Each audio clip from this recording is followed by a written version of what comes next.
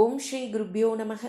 குரு பிரம்மா குரு விஷ்ணு குருதேவோ மகேஸ்வரக. குரு சாட்சாத் பரபிரம்மா தஸ்மை ஸ்ரீ குரவே நமக. வெற்றிவேல் முருகனுக்கு அரஹரோஹரா. நாம் இந்த மகாபெரிவா அனுகிரக கதைகளில் ஒவ்வொரு பதிவிலையுமே ஏதாவது ஒரு மருத்துவ குறிப்போ அல்லது வாழ்க்கைக்கு தேவையான தத்துவத்தையோ அல்லது பரிகாரங்களையோ பார்த்துட்டுருக்கோம். அந்த வரிசையில் இன்றைய பதிவு கூட ஒரு மருத்துவ குறிப்பை உள்ளடக்கியது தான். அது என்ன அப்படிங்கிறத பார்க்கலாம். ஒரு சமயம் மகாபெரிவாக்கு கடுமையான காய்ச்சல் கபம் இருந்துச்சு. வெங்குட்டி டாக்டர் என்பவர் தான் பெரியவாளை பார்த்து மருந்து கொடுப்பார். இந்த தடவை அவர் கொடுத்த அந்த மருந்தை பெரியவா எடுத்துக்கவே இல்லை, சாப்பிடவே இல்லை. அதனால் காய்ச்சல் கபமும் குறையலை. ஒரு பக்தை என்ன பண்ணுவா அப்படின்னு தினமும் பெரியவாவை தரிசனம் பண்ணுறதுக்காக ஸ்ரீமடத்துக்கு வருவாள். பெரியவாவோட இந்த நிலைமையை பார்த்தோன்னும் குங்குமப்பூவை சந்தனக்கல்லில் இழைச்சி கொஞ்சம் சூடு பண்ணி பெரியவா நெற்றியில் பற்று போட்டுக்கொள்ளுமா பக்குவத்தில் பத்து போட்டுக்கிற மாதிரி அந்த அந்த பக்குவத்தில் கொண்டு கொடுத்தா. அந்த அம்மாள் என்ன பண்ணான்னா வெகு பக்திரேஷத்தையாக அந்த கொடுத்த விலை உயர்ந்த அந்த பொருளை ஏதோ ஒரு சாமானிய பொருளை ஏற்பது போல் குங்குமம் பூ இருந்த அந்த வாழை தொன்னையை பெரியவா வாங்கி மேனாவில் ஒரு ஓரத்தில் வச்சுட்டு அந்த பெண்மணிக்கிட்ட பேச ஆரம்பித்தார். அந்த சமயம் ஸ்ரீ காமாட்சி அம்மனோட வீதி உலகம் மடத்துக்கு பக்கத்தில் வந்துட்டுருந்தது, ஸ்ரீமடத்து பக்கத்தில் வந்துட்டுருந்தது. உடனே மகாபெரிவா அந்த அம்மையார்கிட்ட, வாசலில் காமாட்சி வந்திருக்கா போல இருக்கு, போய் தரிசனம் பண்ணிட்டு வாங்க அப்படின்னு இந்த அம்மாவை அந்த அம்மையாரை அந்த இடத்த விட்டு நகர்த்தினான். அந்த பெண்மணி வெளியே போகிறதுக்கும் அதே சமயம் ஒரு ஏழை குடியான பெண் இடுப்பில் 6-7 மாதம் இருக்கும் ஒரு கை குழந்தையோட பெரியவாவை பார்க்க வந்தான். அந்த அந்த கை குழந்தைக்கு சளி கபம், அந்த மூச்சு முட்டுறது, மூச்சு விடுறது கூட முடியாமல் கஷ்டப்பட்டு திணறின்றது அந்த குழந்தை. அந்த ஏழை பெண் என்ன பண்ணான்னு மகாபெரிவாவை நமஸ்காரம் பண்ணிவிட்டு, சாமி, குழந்தைக்கு ஒரே ஜல்லிப்பாவும் ஒரே காய்ச்சலாகவும் இருக்குது, மருந்து வாங்கிறதுக்கு கூட காசு இல்லை சாமி, நீங்கள் தான் 90 கொடுக்கணும் சாமி அப்படின்னு சொல்லி அழா குறையா பெரியவாட்ட கேட்டாள். உடனே மகாபெரிவா அந்த மேனால் அந்த குங்குமப்பூ சார்ந்து இருந்தது இல்லையா, அதை எடுத்து அவசர அவசரமாக அந்த பொண்ணோட கையில் கொடுத்துட்டு, என்ன பண்ணு, உடனே வீட்டுக்கு போய் இதை 2-3 தடவை நெத்தியில் குழந்தைக்கு 10 மாதிரி போடு, எல்லாம் சரியாயிடும் அப்படின்னு சொன்னான்.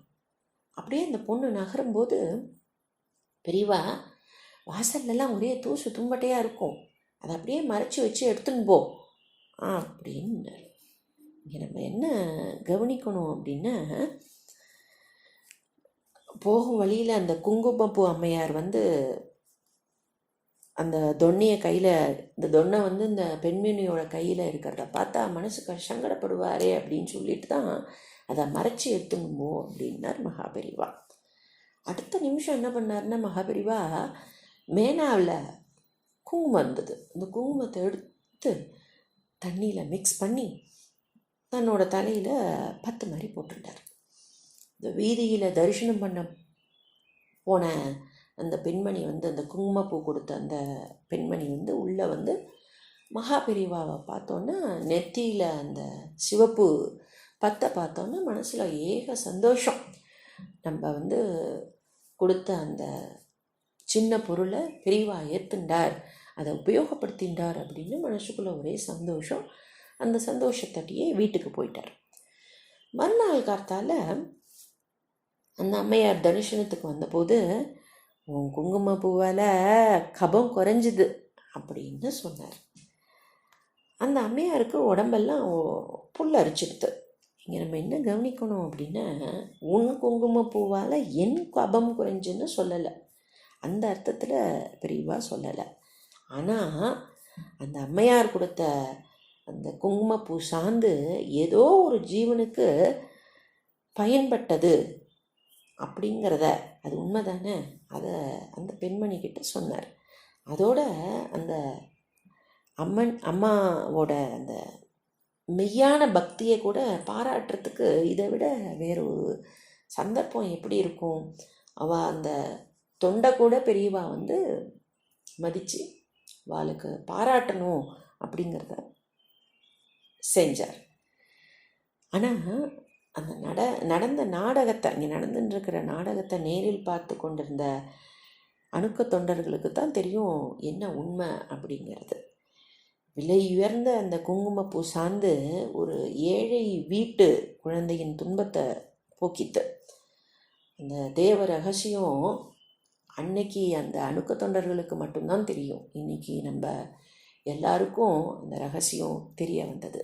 மகா பெரிவா எதை ஒன்று நம்ம பக்தியாக கொடுத்தா கூட அதை இன்னொரு ஜீவனுக்கு தான் உபயோகப்படுத்துகிறார். அதுதான் அவரோட மகிமை. அதுதான் மகா பெரிவா.